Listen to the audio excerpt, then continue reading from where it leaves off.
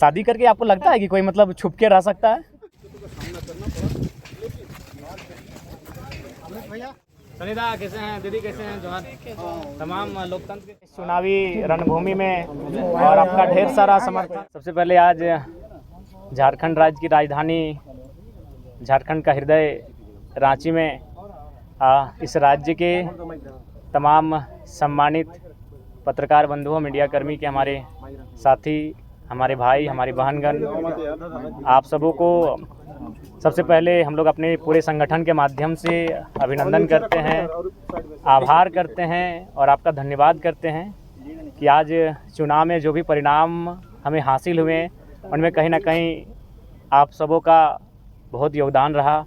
आप सबों ने हम जैसे नौयुवाओं को अपने चैनल में स्थान दिया, हमारे विचारों को गांव-गांव तक लेकर जाने का प्रयास किया। इसके लिए आप सबों का हम लोग तहे दिल से आभार प्रकट करते हैं, अभिनंदन करते हैं।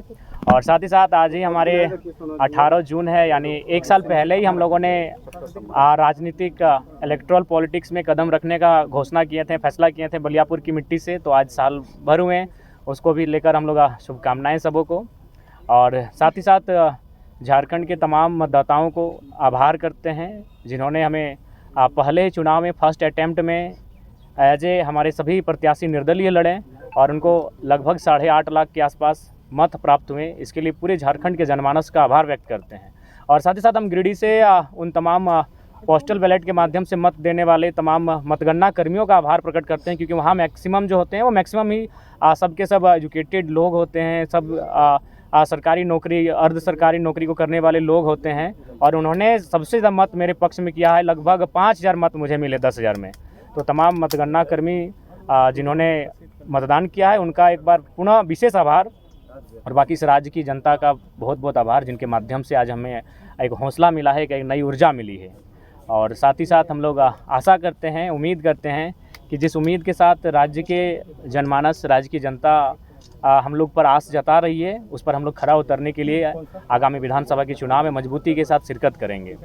और साथ ही साथ केंद्र में जो नई सरकार बनकर आई है उनको हम बधाई देंगे, उनको शुभकामनाएं देंगे और उनसे अपेक्षा रखेंगे कि सबसे पहले जो नीट का मामला सामने आया है, जिसको लेकर काफ़ी चर्चाएं हो रही है, पूरे देश में माहौल गर्म है, इस नीट में जो समस्याएं आई इनका समाधान किया जाए। क्योंकि आज लाखों करोड़ों युवाओं का भविष्य इन परीक्षाओं में तय होता है, इन परीक्षाओं के माध्यम से अपने भविष्य को तय करते हैं। तो जो नई सरकार देश में बनकर आई है उनसे मेरी अपील होगी झारखंड के तमाम मीडिया हाउस के माध्यम से कि इस समस्या का निदान हो। और साथ ही साथ जो भी हमारे प्रत्याशी जीत कर आए हैं, मैं उनसे इस बात की अपील करूंगा कि वो पूर्वाग्रह की राजनीति ना करेंगे, वो किसी बूथ को गिनकर किसी के सहयोग करने की राजनीति ना करेंगे।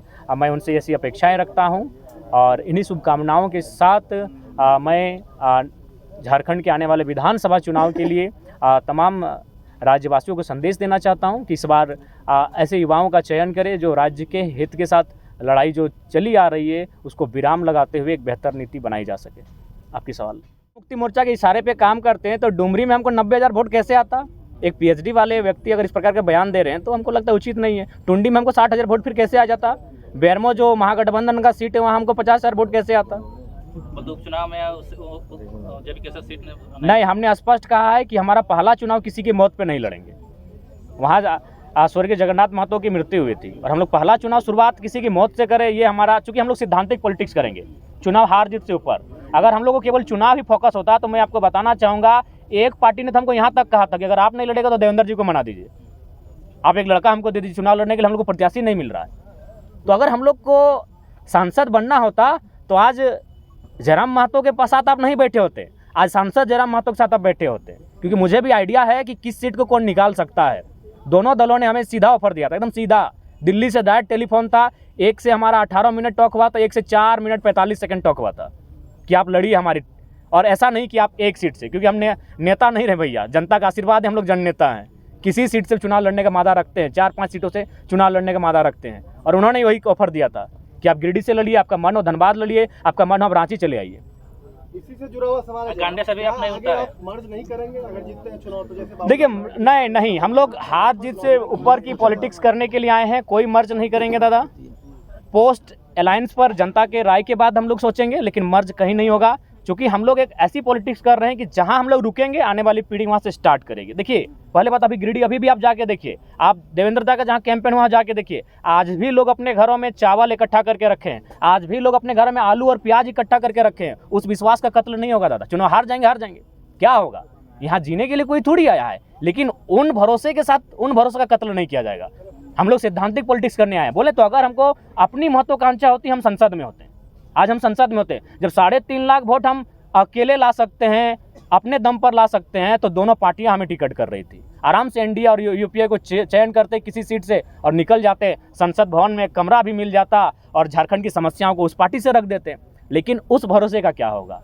जो 85 साल की बूढ़ी महिलाएं आज खाना नहीं खा पा रही हैं। हम कई बार उनसे मिलने गए कि अभी चुनाव बहुत है, हम लोग अभी 29 साल के, आगे भी चुनाव लड़ेंगे। रो रही हैं, 5-6 साल की बच्चियां रो रही हैं कि नहीं कैसे हार गए टाइगर। तो उस भरोसे को हम लोग कहीं ना कहीं दरकिनार नहीं कर सकते हैं।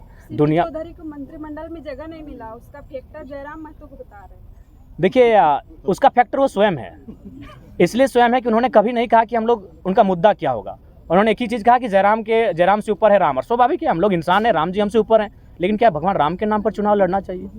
मुद्दे हैं लड़ने के लिए, आप उन मुद्दों पे लड़िए। अब तो मैंने राम को, अल्लाह को दूर रखिए राजनीति से। कब तक इस देश की राजनीति को यूं ही मतलब धार्मिक उन्माद में लोग रखेंगे? हम चाहते हैं कि पढ़े लिखे नौजवान जब आ रहे हैं राजनीति में, तो कम से कम राजनीति को शुद्ध रखें। इनमें उनका स्वयं दोष है। अगर उनकी स्ट्रेटजी होती, अगर वो गाँव जाते हैं तो जयराम आते हैं क्यों रणभूमि में? अगर आज माननीय सांसद महोदय गांव जाते हैं, लोगों के बीच बैठते हैं, तो जयराम महतो क्यों आते हैं? एक 29 साल का लड़का जिसका अभी तक आज 1 साल हम लोग का पूरा हो रहा है पार्टी का मैंने निर्माण किया हुआ, 1 साल में यहाँ तक कैसे आता मैडम बताइए? कहीं ना कहीं उनकी खामियां हैं, उनको बोलिए। और साथ ही साथ सबको संदेश देंगे कि आपका जो पॉलिटिक्स करने का तरीका है उसको भी बदलिए। आप जनता से कटे हैं, आप में और जनता में अंतर है। आपका महल 18वें तल्ला पर है और जनता आज झुग्गी झोपड़ी में रहती है। आप जनता से कटे हुए लोग हैं, आप जनता के लिए काम नहीं कर रहे हैं, जो भी कर रहे हैं अपने परिवार को भरने काम कर रहे हैं। और महोदय सांसद से कहिएगा कि आप तो रामगढ़ के हैं, आप सुन रहे हैं लइयों में जमीन खरीद ली है, सॉरी जो गोमिया का बॉर्डर पड़ता है नदी के उस पार, चूंकि अब माइन सुधर जाने वाला है। वाह भैया वाह, जनता से कटिएगा और बोलिएगा 2 समय दीजिएगा, ये नहीं चलेगा। नहीं ऐसा विशेष नहीं, आप झारखंड की विधायक हैं और मिली तो भाई झारखंड से बाहर हैं तो अपनत्व का भाव है, मिले उनसे, ऐसा बात नहीं है। लेकिन वो उनका भी निमंत्रण था, वो तो वहाँ जाने के बाद पता चला कि उनको भी निमंत्रण है। एक पीछे सवाल है हाँ। कि हार गए आप, ठीक है, फिर भी जाते जाते बहुत बड़ा संदेश दिए, लेकिन आपने समीक्षा किया, हाँ। कारण आपको क्या लगा?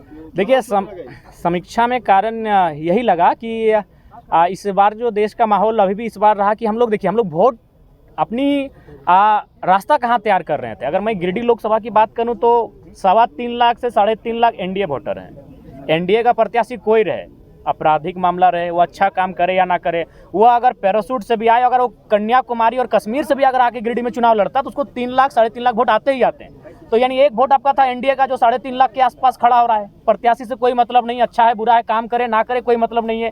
और ठीक उसके उल्टा भी 3 लाख वोट खड़ा है कि हम एनडीए को नहीं देंगे। तो उन 3-3 लाख वोटों के बीच अगर जयराम महतो 3.5 लाख वोट कर ले आता है तो बहुत बड़ा कलेजा, जिगर और बहादुरी का काम है। हम लोग एक जो नई पहचान बनाए, बहुत चैलेंजिंग विषय था, क्योंकि आप किसी भी लोकसभा में देख लीजिए 3 लाख वोट एनडीए का है और 3 लाख ठीक इस विचारधारा के विपरीत वोट है। और उस भीड़ में आप एंट्री करते हैं बिना किसी संसाधन के, बिना किसी बूथ मैनेजमेंट के, बिना किसी टीम के, और आप उसी के अनुपात में वोट लेके आते हैं। ये हमारे लिए गौरव का विषय है। देखिए हम उन्हीं के सवाल पे चलेंगे। थोड़ा सा हालांकि आपको खराब लग नहीं, खराब नहीं लगेगा, क्योंकि जो हम लोग महसूस कर रहे हैं कि आप विधानसभा चुनाव में अब उतर रहे हैं। अब बात है शहरी क्षेत्र का, ठीक है, ग्रामीण क्षेत्रों में आपकी पकड़ है, लेकिन शहरी क्षेत्र जो है, जो बाहरी भीतरी का एक धब्बा आप पे लग गया है, इसको कैसे आप धोएंगे? देखिए एक बात हम स्पष्ट कह रहे हैं, ये लड़ाई बाहरी भीतरी की कब रही? हमने ये कहा कि जिस प्रकार, अच्छी बात बताइए, आज भारतीय जनता पार्टी जिसकी आप बात करते हैं, उड़ीसा में उन्होंने किस आधार पर चुनाव जीता? क्या किसी को आइडिया है? क्योंकि लोकसभा का चुनाव था इसीलिए उड़ीसा का मैसेज किसी तक नहीं आया। भारतीय जनता पार्टी ने किस बेस पे उड़ीसा का चुनाव जीता? अभी कहाँ 5 बार के सीएम पटनायक जी 5 बार के काबिल सीएम को पटकनी दिया, क्या आधार था? पांडियन, बीके पांडियन, जो कह सकते हैं कि चूंकि ये तो विवाहित शायद नहीं है माननीय मुख्यमंत्री, मुझे उतनी जानकारी नहीं, उनका बच्चा शायद नहीं है, तो उनको अडॉप्ट कर रहे थे एज ए सीएम।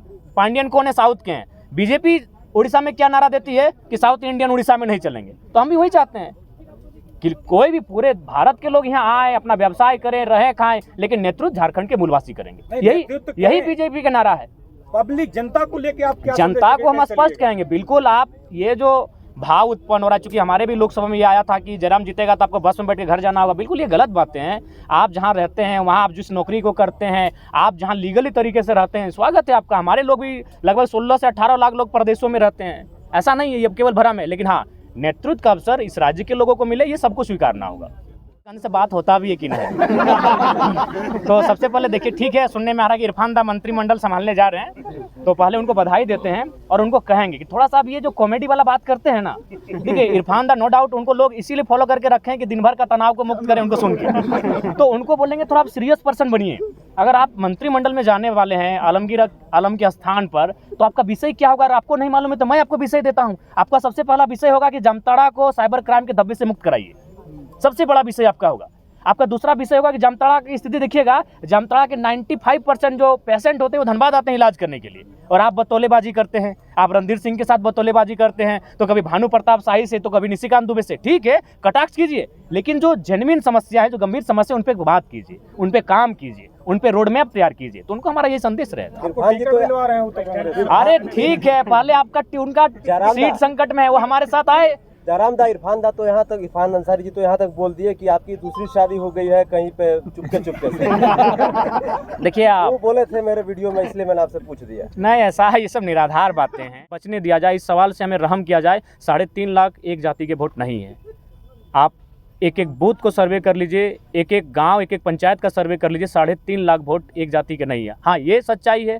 जो भी बंदा जिस समुदाय का रहता है, उस समुदाय का वोट उसका बेस वोटर होता है। इससे कोई इनकार नहीं कर सकता, ना मैं इनकार कर रहा हूँ। लेकिन 3.5 लाख वोट किसी एक समुदाय के वोट नहीं है। सभी ने मुझे अपार जन समर्थन दिया है। लोकसभा चुनाव में आप रिजर्व सीट पे उम्मीदवार नहीं दिए। जयराम जी, आजसू का जो कैडर वोट है महतो बिरादरी का, वही कैडर वोट वहाँ पे आपको मिला, और जो जेएमएम का कैडर वोट है तो चाची के इलाके में जो महतो वोट है वहाँ आपको मिला। देखिए, एक जरीडी प्रखंड आता है, में ही आपको समर्थन। नहीं, आप भूल कर रहे हैं। जरीडी प्रखंड आता है, जरीडी प्रखंड में एक ही महतो गांव है, वहाँ से मैंने 17,000 वोट गेन किया है। तो मुझे लगता है आप लोग थोड़ा सा भूल कर रहे हैं। आप लोग को और ग्राउंड में जाकर सर्वे करने की आवश्यकता है, क्योंकि आप लोग उन्हीं बातों को सुनते हैं जो मीडिया में बाकी दलों के नेता कहते हुए दिखते हैं। आप जनता के बीच जाइए और जनता के बीच जानने का प्रयास कीजिए कि आज हमारा रोल क्या है। आप चले जाइए बेहराकुदर, वो एक राजपूत समाज का गांव है, वहाँ मुझे अच्छा वोट मिला। आप चले जाइए चौबेडी, वो ब्राह्मण का गांव है, मुझे वहाँ से अच्छा वोट मिला। तो मैं किन किन समुदाय को गिनाऊँ बताइए? हर एक समुदाय ने मुझे अच्छा मत दिया है। तो इसीलिए कृपया अब कम से कम 2 साल बाद मैं आपसे आग्रह करता हूं कि इस विषय को विराम दीजिए। एक जाति का लेकर आज हम लोग जिन विषयों पे बात कर रहे हैं, ये विषय तो देश स्तर के विषय हैं, ये विषय राज्य स्तर के हैं, और वो नेता हमारे वहाँ चुप रहते हैं। तो मैं जिन विषयों पर लड़ाई लड़ रहा हूँ, जिन विषयों पर मैं रिजल्ट हासिल कर रहा हूँ, ये पूरे राज्य के विषय हैं।